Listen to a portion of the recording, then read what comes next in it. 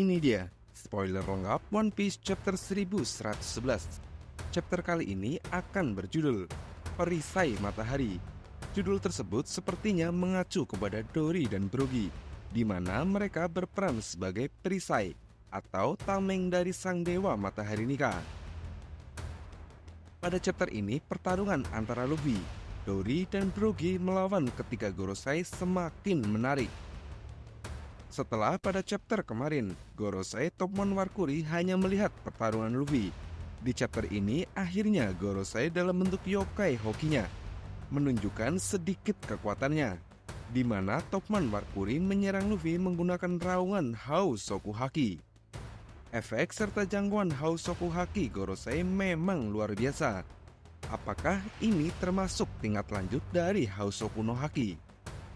Pada chapter ini kita akan mendapatkan sebuah sampul berwarna, di mana dalam sampul tersebut terlihat kru Tobi Jerami, Vegapunk, Bonnie, dan Kuma. Mereka sedang makan kentang goreng di atas kelompok ubur-ubur. Vegapunk terlihat berada di dalam robot kapal selam, sedangkan penampilan Bonnie seperti anak kecil. Ia terlihat sedang makan bersama Nami dan Chopper. Chapter dimulai di mana Gorosei Mars dalam bentuk yokai Itsumade. Dia memecahkan kubah dari Frontier Dome dan masuk ke dalamnya. Itu berarti goresan pada kubah Frontier Dome adalah serangan yang dilakukan oleh Itsumade. Kemungkinan jika tebasan tersebut berasal dari cakarnya yang tajam. Scene kemudian berpindah ke lokasi pertarungan Zoro dan Luffy. Pada chapter sebelumnya, Zoro berhasil mengalahkan Luffy. Namun pada chapter kali ini, meskipun tubuhnya sudah tidak bisa bergerak lagi, namun Luffy menolak untuk jatuh ke tanah. Dia berusaha tetap berdiri dengan sisa tenaganya.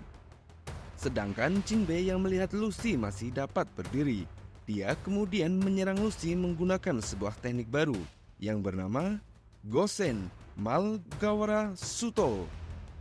Teknik tersebut memberikan 5.000 pukulan kepada lawannya. Dengan teknik tersebut, Jinbei berniat untuk meledakkan Luffy. Kemudian Jinbei membawa Zoro pergi dari lokasi tersebut, menuju ke lokasi nakama yang lain. Tidak lama setelah Jinbei dan Zoro meninggalkan lokasi tersebut, Gorosei Mars tiba di tempat Luffy. Setelah terkena serangan Jinbei, tubuh Luffy kembali ke bentuk manusia. Kemudian Luffy melaporkan kepada Gorosei Mars mengenai informasi yang ia ketahui. Luffy juga mengkonfirmasi bahwa Vegapunk akan memulai menyiarkan pesannya dalam waktu 6 menit lagi.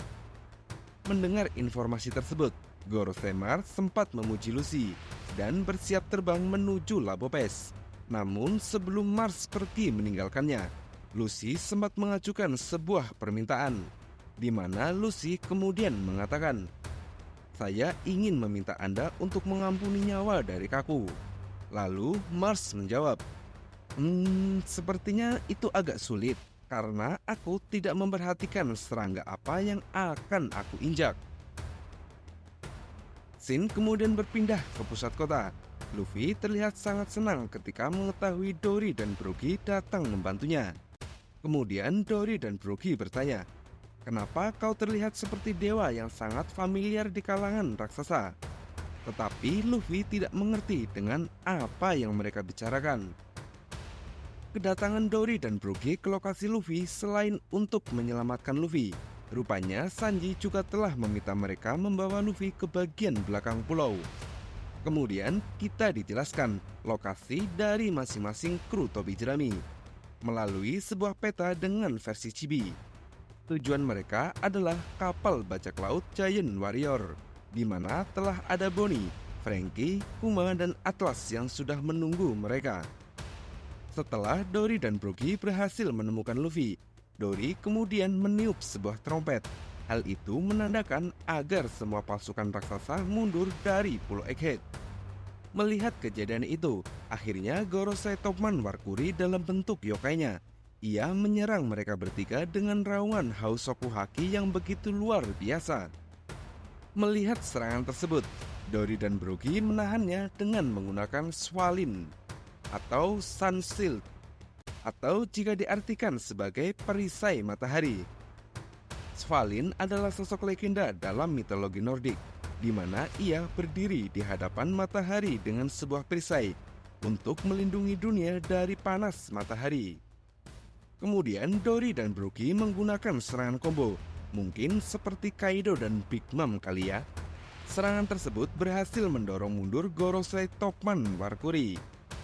Selanjutnya, Gorosei Saturnus juga melancarkan serangan berupa bola racun ke arah mereka.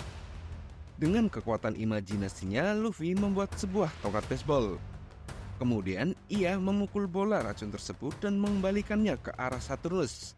Serangan tersebut menyebabkan ledakan yang cukup besar, di mana Saturnus, Jupiter, dan Topman Warkuri terkena ledakan bola racun tersebut. Meskipun ketiga Gorosei terkena ledakan tersebut, tetapi mereka dapat meregenerasi kembali luka mereka. Di saat ketiga Gorosei sedang memulihkan diri mereka, Luffy, Dori, dan Brookie berlari menjauh dari pusat kota. Sembari melarikan diri, Luffy mengatakan, mereka sama sekali tidak terluka. Apakah mereka abadi? Kemudian Dori dan Brookie menjawab, kami belum pernah mendengar jika ada kekuatan atau ras yang dapat melakukannya.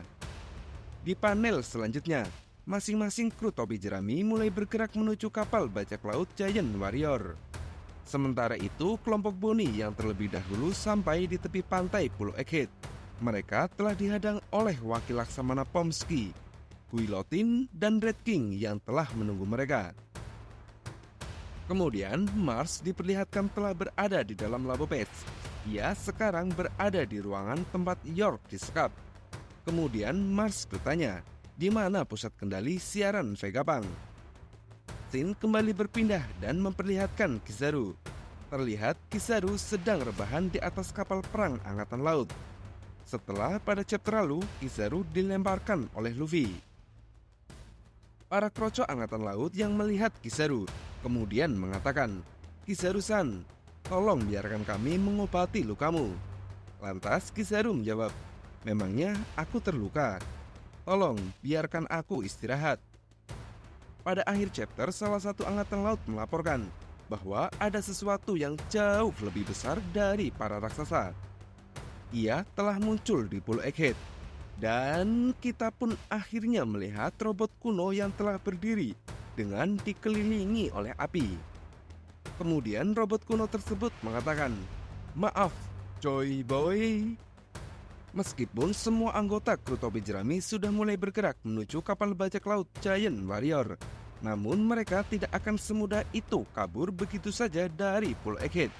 Apa iya keempat Gorosei yang lainnya hanya akan melihat kru topi jerami meninggalkan Pulau Egghead tanpa melakukan apapun? Sepertinya skema ini mirip dengan apa yang terjadi ketika di Whole Cake Island. Itu berarti akan ada salah satu atau beberapa anggota kru topi jerami yang akan menahan Gorosei agar memberikan jalan bagi anggota yang lain kabur terlebih dahulu.